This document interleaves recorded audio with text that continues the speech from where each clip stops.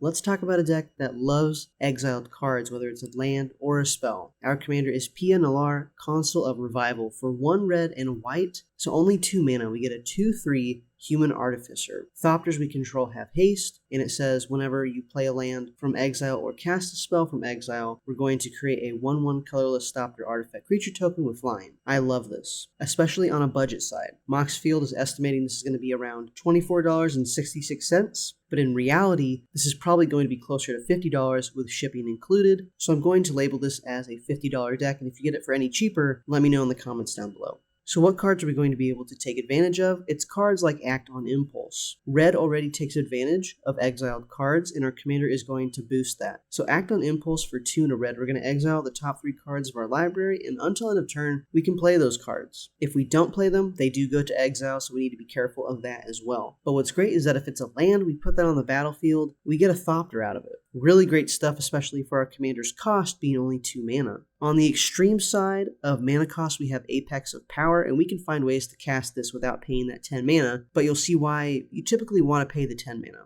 It is a sorcery, and it lets us exile the top 7 cards of our library, and until end of turn, we can cast those spells from among them. So we do only have that turn. Why it's important to cast it from your hand is because you get 10 mana of any one color back, and that's going to be important because you just put 10 into this if you cast it from your hand. If you're able to cast it for free, you're able to still take advantage of those top 7 cards, you just don't get that huge amount of mana back. Let's talk about Brea's Apprentice. I really like this one. For just 3 mana, we get a 2/3 Human Artificer. When it enters the battlefield, we get a Thopter. I'm not thinking much about that, but the next part, we can tap it, sack an artifact, we get to choose one, and I'm focusing on exiling the top card of our library until end of turn, and we can play that card. So we can sacrifice a Thopter we already have that we got from playing a land from exile, for example. We get to do that same thing again. I love that card. Next one we have Chandra, Fire Artisan. For 2 and 2 red, I'm just going to be focusing on that first ability until we can get the ultimate, but it says exile the top card of your library, and you can play that until end of turn. That's exactly what we want to be doing. We want our cards to be exiled and start playing them. And then when we get to that 7, we can exile the top 7 of our library, and we can play them this turn. That's great, and it's what we want to do. Now, the passive that Chandra gives us is whenever 1 or more loyalty counters are removed from Chandra, we get to deal that much to target opponent or planeswalker, which is great. So that can discourage opponents from attacking Chandra, for example. So hopefully we can keep her a little bit longer. So you get the idea of all of these exiled cards, and I'll just mention one more, for example. We have Commune with Lava. For X and 2 red, this is an instant, so we could play this on someone else's turn, which is great, and that would give us more mana for our next turn. This says exile the top X cards of your library until the end of your next turn. You may play those cards. This is going to give us a lot of time and get us maybe a land or 2, so even some ramp in there to start casting those exiled spells if we can't that turn, if we put a lot of mana into this. So you get the idea. We want our cards to be exiled, and we have 24 of those in this deck. So since we have a lot of Thopters that we're going to be making, I have this category called Buff. For example, we have Chief of the Foundry. Other artifact creatures you control get +1/+1. Pretty simple, we make those 1/1s into 2/2s. We also have Felidar Retreat. So this can be multi-purpose, which I love. We can either make 2/2 White Beast creature tokens, or we can actually put +1/+1 counters on each creature we control, and they gain Vigilance, which is great until end of turn. We have Inspiring Leader. This says commander creatures you own have creature tokens you control get +2/+2. So for example, if we have this and our commander, we're making those Thopters now 3/3s. We also have Intangible Virtue. Creature tokens you control get +1/+1 and have Vigilance. And Vigilance is very powerful in Commander because we have 3 other opponents we have to think about. And you get the idea of this category. There's 2 more in the buff category, but you get the idea. We want our Thopters to be bigger than just 1/1s, and we get to take advantage of that with these cards. There's also ways to ramp, and this is the more boring category, so again, I'll mention 3 to 4 cards.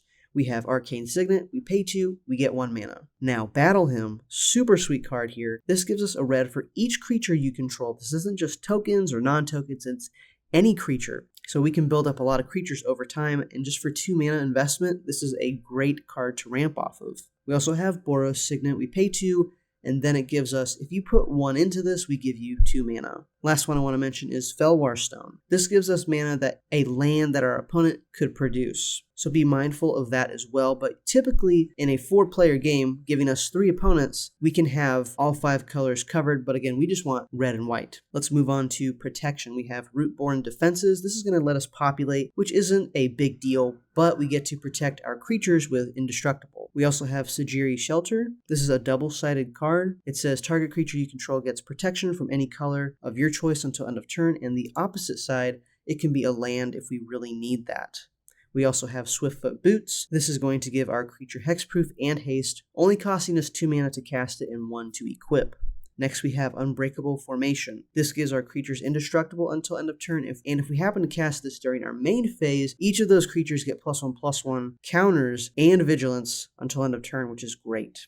Next, we're going to talk about removal. I want to mention Abrade. This is just a 2-mana spell, and it's an instant. We get to deal 3 damage to a target creature, or we get to destroy an artifact, and I love that versatility there. We also have Austere Command. This can cover a lot of bases because we have to just choose 2 of these modes, and it offers us 4. We can destroy artifacts, enchantments, creatures with mana value 3 or less or 4 or greater, and we can protect our tokens if we choose the 4 or greater category. We also have Chaos Warp. This can target any permanent, and we'll have to shuffle our library or even our opponent's library if we're choosing one of their permanents, and whatever's on top of their library, they'll reveal it, and that's what they get. Typically, it's really sweet when it's a land, and they had a huge creature that we just took care of. Next one is Demon Bolt. For 3 mana, we get to deal 4 damage to target creature or planeswalker, and just that alone is not worth it, in my opinion, but it also has Foretell. So during our turn, we can pay 2 mana to exile this and put it face down, and we can cast it later for just 1 red mana, but what's great is that we're triggering our commander's whenever ability. So for 1 red mana, we're able to get a Thopter, which is great. There is card draw in this deck, so let's mention Idol of Oblivion. This is a great card for this deck because we make a huge amount of tokens, and all we have to do is just tap it to draw a card. Great stuff right here. Mentor of the Meek. If we have a creature with power 2 or less entering our battlefield, we can pay 1 mana and draw a card. I love this one right here as well. Next is Rumor Gatherer. We want a lot of creatures to enter the battlefield, and this is going to give us the benefit of that. When it says whenever another creature enters the battlefield under your control, we get to scry 1. But if it's the second time it's happened this turn and it has resolved, we get to draw a card instead. And that's going to help us go through our deck, which is really sweet. Next is Thopter Shop. Whenever 1 or more artifact creatures you control die, draw a card.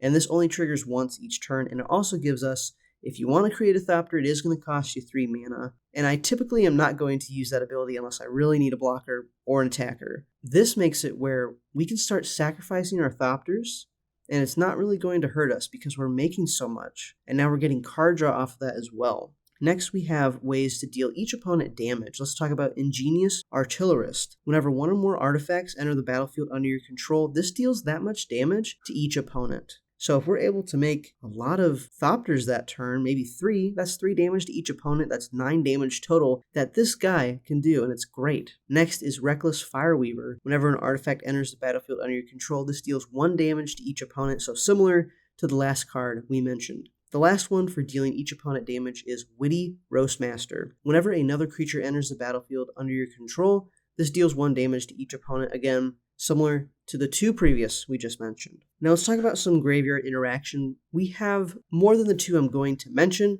but these are the 2 I want to focus on. We have Reconstruct History. This is a great card for Boros. For just 4 mana, we can return up to 1 artifact, enchantment, instant, sorcery, planeswalker to our hand. We don't have to because it says up to 1. Love this card right here. We can get away with a lot of silly stuff. Savine's Reclamation. We get to take advantage of this card because we have over 20 permanents that are 3 mana or less, and we get to get those from our graveyard back to the battlefield just for 3 mana, and we can also do its flashback cost and get another copy of it if we were to cast this from our graveyard. Let me know what you think of this deck in the comments down below. I think this is a really sweet deck to have, especially for Boros. It's kind of taking a different approach in a sense. Still wants you to focus on exile, and I think this budget deck can do that very well. I'll see you on the next one. Peace.